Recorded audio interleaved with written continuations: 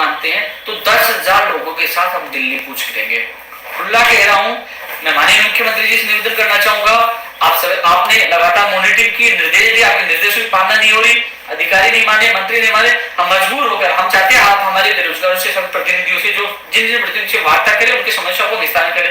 अब वार्ता नहीं हो तो हमारी मजबूरी भी, दिल्ली जाएंगे, चाहे मेरी जान चली जाए, दिल्ली जाएंगे, वो भी 10,000 लोगों की संख्या में, चाहे कोरोना काल में हमें जाना पड़े, हम जाएंगे और आर पार की लड़ाई होगी। और वहां राहुल गांधी जी से उनके निवास के बाहर जाएंगे, क्योंकि उन्होंने कहा था राजस्थान में अब होगा न्याय, तो पूछेंगे कि प्रदेश में कब होगा न्याय।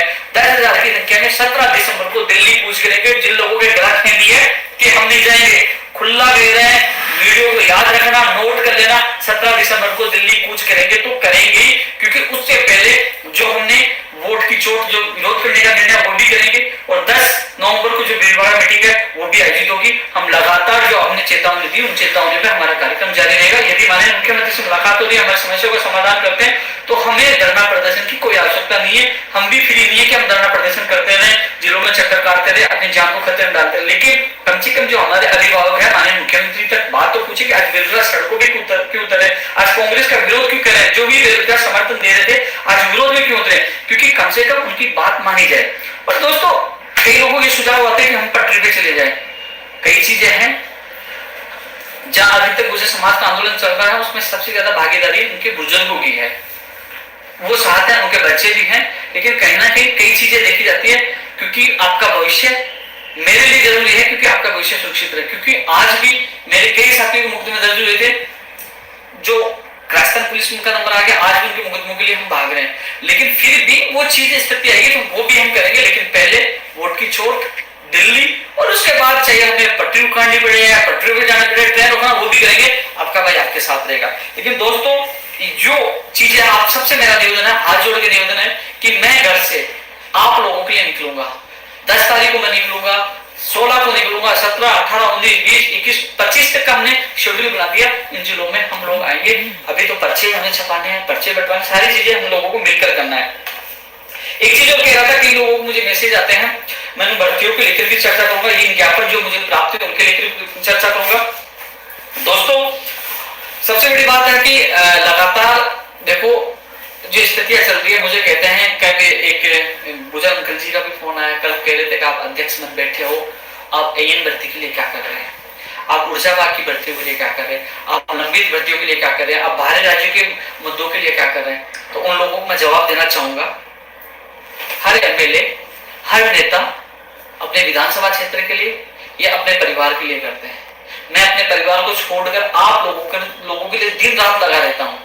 एक भर्ती नहीं है, हर भर्ती के लिए भागते हैं, कोशिश करते हैं। हम अधिकारियों से, मंत्रियों से, माननीय मुख्यमंत्री से और जो तमाम उनके मुख्यमंत्री के अधिकारियों से निवेदन कर सकते हैं, आपकी बात उठा सकते हैं। बात उठाने में, आवाज उठाने में कोई कमी नहीं, लगातार आवाज उठा रहे हैं। और हमें लगा कि परिणाम नहीं आ रहा, हमें लगा कि ज्वाइनिंग नहीं हो रही, हमें लगा भर्ती की विज्ञप्तियां जारी नहीं हो रही, बाहर राज्य कोटा समाप्त नहीं हो रहा, अधिकारी भी तानाशाही निमिट्री, और इन सबको लेकर कभी तो हमने आंदोलन की क्यों आवश्यकता पड़ी, क्यों आंदोलन का ऐलान किया, शौक है क्या आंदोलन करने का। जब हम ज्ञापन देते हैं, इंतजार करते हैं, तो एक आवाज आती है कि आंदोलन करते हैं, हमारा परिणाम कब आएगा। भैया, इन सबके लिए तो आंदोलन कर रहे हैं, क्यों रिस्क ले रहा हूं, क्या मेरी व्यक्तिगत सरकारों से दुश्मनी है।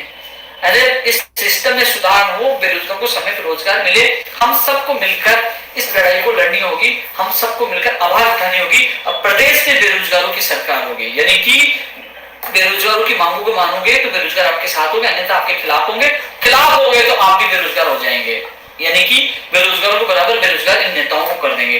तो हम सबको मिलकर सबसे पहले वोट की चोट करनी है, वोट की चोट करनी है।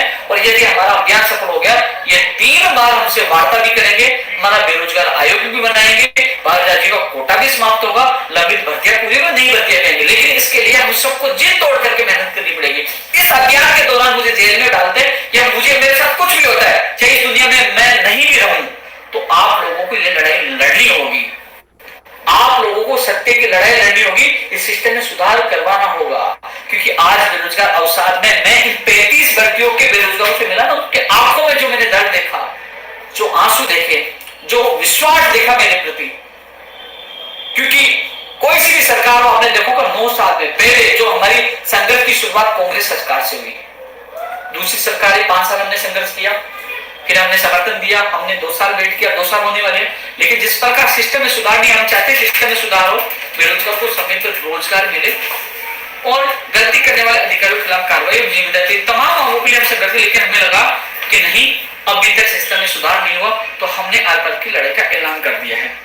दोस्तों, कई लोगों के मैसेज आते हैं, उनके लिए कुछ लोगों के लिए सुखद खबर मैं बताऊंगा कि जो दीपावली के ऊपर जैसे एनटीटी का परिणाम अभी तक नहीं आया, फाइनल परिणाम नहीं आया, शायद सोमवार मंगलवार यानी कि आने वाले वीक में उनका परिणाम कभी भी जारी हो सकता है। पूरा प्रयास हम कर रहे हैं, अधिकारियों से हमने मुलाकात की, उन्होंने कहा कि बहुत जल्द उनका परिणाम आ जाएगा, एनटीटी के लिए इंतजार कर रहे हैं।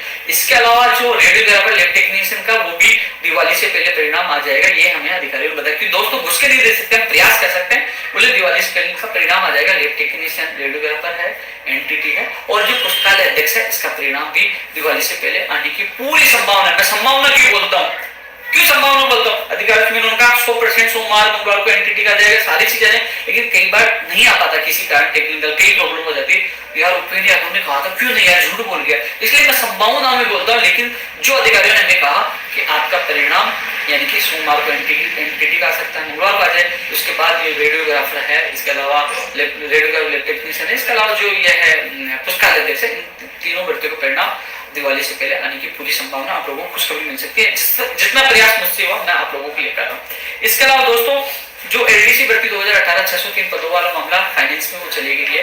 पहले तो पत्रावली पर जो मुझे जो पदों का जो उन्होंने विवरण अन्य डिपार्टमेंट से मंगवाने का निर्णय होता है, बाद में एआरडी ने खुद नहीं पूरा डेटा दे दिया, और डेटा देने के बाद वो फाइल वापस एआरडी से वित्त विभाग में चलेगी, और शायद मुझे लगता है कि आने वाले 1-2 दिन वर्किंग डे में वो वहां से फाइल क्लियर होकर आ जाती है, यदि तो उसके बाद आपका अधिनस्थ बोर्ड में फाइल जाएगी, वहां से एक अब निर्भर है कि आने वाले वीक में 1-2 दिन में फाइल आ जाती है, तो शायद आपका परिणाम दिवाली से पहले 100% आ जाएगा। यदि वित्त विभाग से फाइल नहीं आई तो थोड़ा आपको लेट हो सकता है। आपके साथी जो लोग, आपकी टीम पूरी कोशिश करिए कि एमएलए भी उसमें सहयोग करें, तो अच्छा वो कार्य करें, लेकिन कोशिश है कि आपका परिणाम भी दिवाली से पहले आए।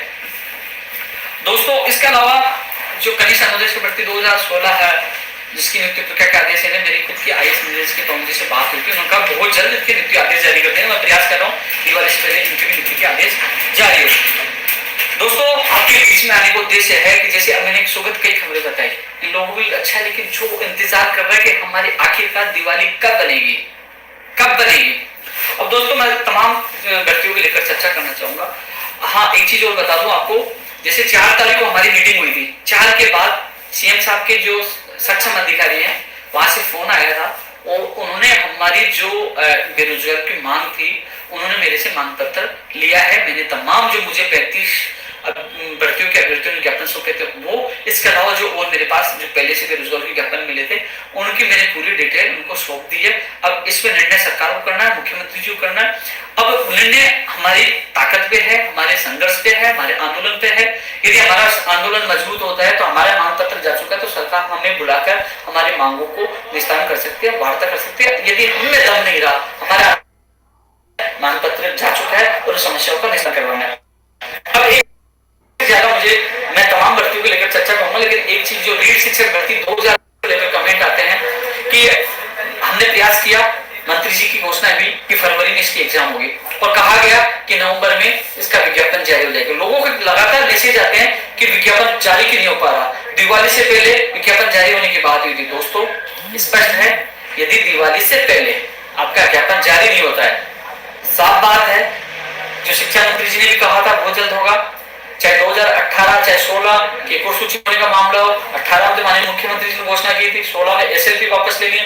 एसएलपी वापस लेने की प्रक्रिया में समय लग सकता है, उनकी भी हम मांग करते हैं, उनकी भी सूची निकाले, 2017 की निकाले, साइंस मैथ की निकाले, लेकिन 2018 का इंतजार नहीं करना है, उनकी तो पहले निकाल देनी चाहिए, उनकी भी आनी चाहिए, लेकिन 18 की सूची जल्द जारी हो। लेकिन 2020 वाले जो 11 लाख बेरोजगार इंतजार कर रहे हैं, उन अभ्यर्थियों को कहना चाहूंगा कि यदि दिवाली से पहले आपका विज्ञापन जारी नहीं होता है, तो हम लोग पहले तो हमारा प्लान यही था कि सीकर से हम लोग जिला परिषद पंचायत समिति चुनाव का विरोध के अभियान को, जो हस्ताक्षर अभियान, हम शुरुआत करेंगे। लेकिन अभी हमने प्लानिंग की है, यदि नहीं आते हैं तो हम पीसीसी चीफ और शिक्षा मंत्री के विधानसभा क्षेत्र से हम लोग इस अभियान की शुरुआत करेंगे। हो सके तो उनके घर से भी हम शुरुआत कर सकते हैं, क्योंकि अब हमारा आक्रोश बढ़ चुका है। कई लोग कहते हैं भूपेंद्र यादव जी को शिक्षा मंत्री जी का गठबंधन है। भैया मेरा गठबंधन केवल बेरोजगारों से है। शिक्षा मंत्री जी काम करेंगे तो मैं धन्यवाद दूंगा, काम नहीं करेंगे क्योंकि जब जब काम किया उन्होंने हमारी घोषणा की, कई काम के मैंने धन्यवाद दिया। लेकिन जिस प्रकार 11 लाख बेरोजगार परेशान है, जब उनके मैं स्थिति देखता हूँ, उनके परिवार की स्थिति देखता हूँ, वो कहते हैं कि आखिर कब विज्ञप्ति जारी होगी, कब पैटर्न जारी होगा, कब पदों का विवरण आएगा, कब एग्जाम होगी, कि एग्जाम के महीना तो जारी होगा लेकिन तिथि कब जारी होगी, संशय बना कि फरवरी में होगा कि नहीं होगा। तो इन चीजों को लेकर जब उनकी परेशान देखता हूँ तो निर्णय ले लिया है कि मंत्री जी अब हम लड़ाई आपके खिलाफ ही, आर पार की लड़ाई का ऐलान करें। ये आपके खिलाफ नहीं है, ये पूरी सरकार के खिलाफ है, पूरे सिस्टम के खिलाफ है। हम चाहते समय पे विज्ञप्ति जारी हो, समय पे उनकी परीक्षा तिथि का पता चले कि वो उस प्रकार तैयारी कर सके, पदों का विवरण पता चले कि कौन से विषय के कौन कितने पद है, लेवल फर्स्ट में कितने, सेकंड में कितने, और जो चीजें हैं। एक चीज विशेषकर एक विवाद था, उसमें भी चर्चा सुनना चाहूंगा, बीएड और बीएसटीसी के विवाद को लेकर। कई लोग कहते